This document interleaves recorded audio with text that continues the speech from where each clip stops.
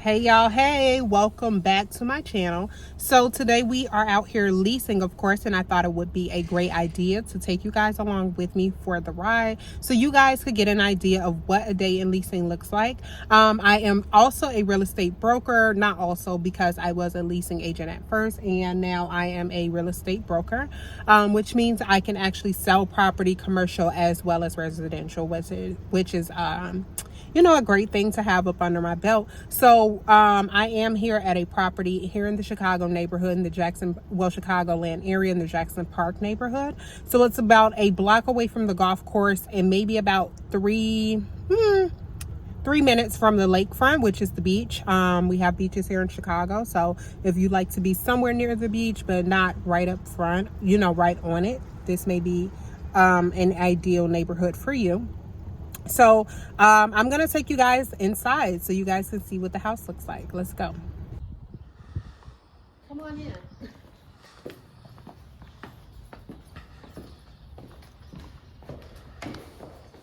Here we have a 4-bedroom, 2-bathroom home located in the Jackson Park neighborhood of Chicago, about a block away from the golf course, which is really nice.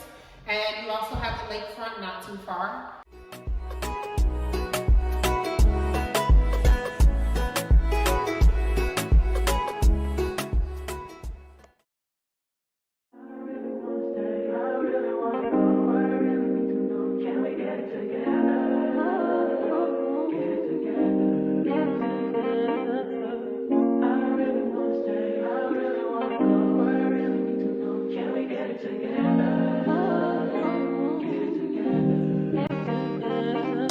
I've been all in my phone, I got options. And I don't wanna tell you to drop it, but I don't wanna play your fair. Yeah, something that makes me look at you too often.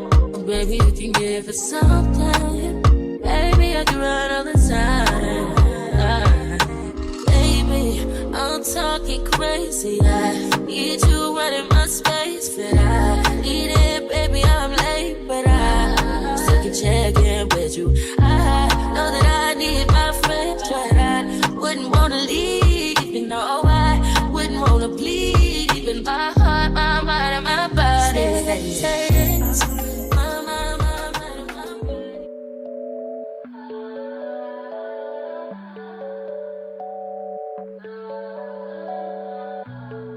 Whip, body, crib, got it, job on it.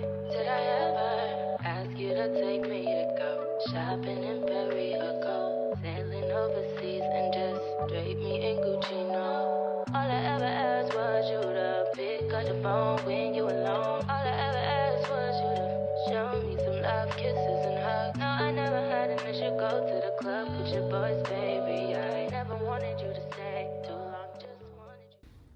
Good morning, you guys. So oftentimes my Saturdays look just like this. I'm trying to get good lighting. I'm on my iPhone, and I know I look dusty and crusty, but on Saturdays, first of all, it's cold. It's like 20 degrees here in Chicago. As you can see, I always carry my hand sanitizer because last night I came to try to get in this property and the lockbox were frozen. Always keep hand sanitizer in your vehicle because if the lockboxes freeze, you'll have a way to get in. For some reason, the alcohol melts the ice and you're able to access the keys. Now, what I came to realize is that that was not the issue at this property. The issue actually is that the management company had the wrong code on the vacancy sheet.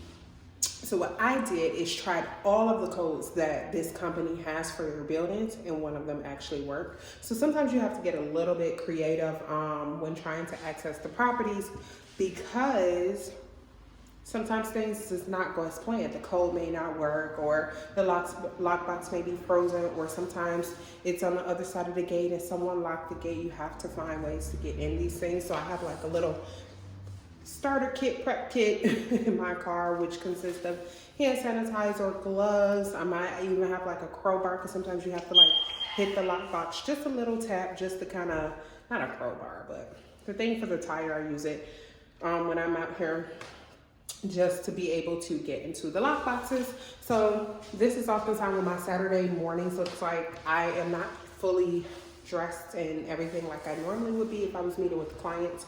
I do have clients later on, so I'm gonna go home, get dressed, we're gonna pop back. But I like to scope out the properties. Like I said last night, I was supposed to come with my client, but we cannot get into the I cannot get into the lockbox, and it worked out because she ended up going to the wrong address anyway. And so the whole night just was kind of like definitely a, what's the word I'm looking for? It just didn't work out. So we're back here today. We're gonna try it again. I wanted to make sure I could get into the lockbox, and we'll be meeting her at 6 o'clock so she can tour this property. And I was not sure from the pictures whether or not it was a house. My client is looking for a 4-bedroom house. This is a 4-bedroom unit, which she will definitely consider, but she prefers a house. So we're gonna see what she thinks about this one. The pictures, you always want to come see your properties in person because pictures definitely can be deceiving. And so I actually took video and I sent it over to her ahead of time. I also do that because sometimes clients will get here and they actually hate it because, like I said, the pictures can be deceiving online. So, you know, just lighting, editing, different things like that. And so I always send video if I'm here ahead of time to my clients so they can actually see before they even get here what the unit looks like. So therefore it cuts down a waste of my time. Maybe I won't have to come back at 6 o'clock if she does not like it. And then if she does, we know where to go. So it works out that way. It is move-in day for my client, and I always do a walkthrough. You guys, always want to do a walkthrough because if something is wrong with that unit, your client could back out at the last minute and decide not to move into that unit, and there goes your sale. So you always want to make sure the closet lights work, water works. Make sure anything is fixed in the unit that your client pointed out during the showing or said they wanted fixed or inquired about. Make sure the toilet's flush. Make sure anything that the landlord said they were going to do has been done. As you can see, the landlord accidentally forgot about these pallet boxes, so that has to be emailed. I'll have to email him and let him know that he has to get those boxes out of there for my client to move in, making sure everything is properly functioning. Let's get into this unit in Brownsville. Everybody wants to be in Brownsville right now. Like that and Woodlawn are definitely hot commodity areas.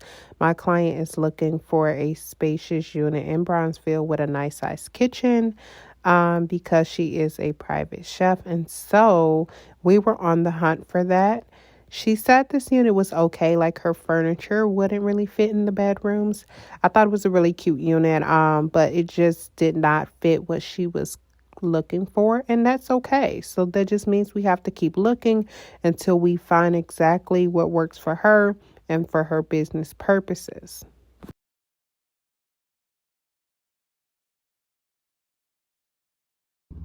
Hey guys, so I wanted to record this very, very vulnerable moment, transparent, shall I say.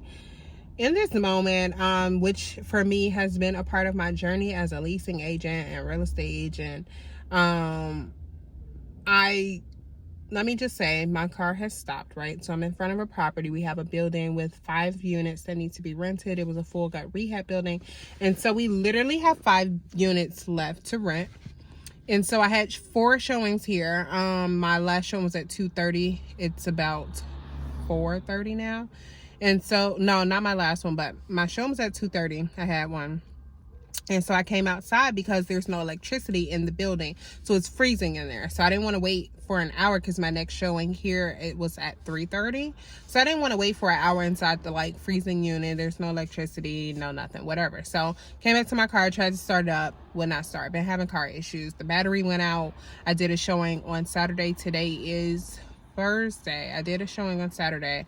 All of a sudden I came outside for my showing and my car was on a flat tire, like literally in there for like 15 minutes, did the showing, whatever, told her how to apply, blah blah blah. Came outside, car on a flat. So I drove the car a block away where there was an auto zone, and my boyfriend changed the tire, blah blah blah. That was a whole experience, whole day of craziness. He changed the tire and when I started the car, sorry guys, I'm like looking at the train. You gotta kind of be looking around over here. But I started the car and it would not freaking start. Come to find out, the fuse that's attached to my battery had blown and needed a new fuse. So the fuse has been changed, but I did not know when I took the car battery out not to sit the battery on the ground overnight, and it killed the battery. So I needed to jump initially once we got the fuse on there, everything. And so I believe that's what the problem is. Again, I need another jump. So but I got on here all of that, I'm telling you all of that because I don't have money for a new car right now. Like, I probably would have had I still kept my full-time job. Sephora, like, I probably could have worked it out, whatever. But I gave up my full-time job to do this. I gave up Sephora, all the hours I was working. I work 1 day a week there now. And that's just like little money. And then the rest of my money comes from real estate. The thing with real estate and leasing is that your money does not like come instantly as soon as you rent the unit, like you come blah blah blah. You have to wait for these management companies to pay your brokerage, and you also have to wait for private landlords to pay your brokerage. So sometimes like private landlords or even management companies, if they're dealing with Section 8 and CHA, they have to be paid from the state. And so then which takes about 45 days after your client moves in, 30 to 45 days after your client moves in. So then after that, then they will pay my brokerage, and then I get paid from that. So I am waiting. Some landlords pay net 30, which means 30 days after your client moves in, blah, blah, blah. So I am waiting on like 4 checks, from various move-ins that I've had throughout February and like the end of January that just has not paid out. So I'm doing the work, but that's the part of real estate that nobody really talks about, is the gap in income. So like I could have a big splurge of checks rolling in like December, $5,000 worth of checks or $6,000 worth of checks, and then not see checks again until now, because the next set has to go through that process of CHA and all of that. So it's very, very hard to like stretch that money if you're not used to doing so. I've been stretching because I'm in the hair world, but that was quick money. Like, you get paid, your money's there, blah blah blah. So it was pretty consistent. Sephora, pretty consistent, whatever. So I could always pick up more hours, but that kind of takes away from what my journey is in real estate. And so I'm trying not to do that. I'm trying to just bite the bullet, stay focused, because trouble is gonna come, and just like wade the waters. I know that I'll be able to buy a new car soon, but I just don't feel like right now is the time. And so yeah, I just wanted to share this little moment. So I'm waiting on my dad to come give me a jump. I have to go back to the office because I do have a few application fees, and you cannot hold that money overnight because it's not your money. So that needs to go back to the office. So hopefully he gives me a jump, it starts up, I can get that over there.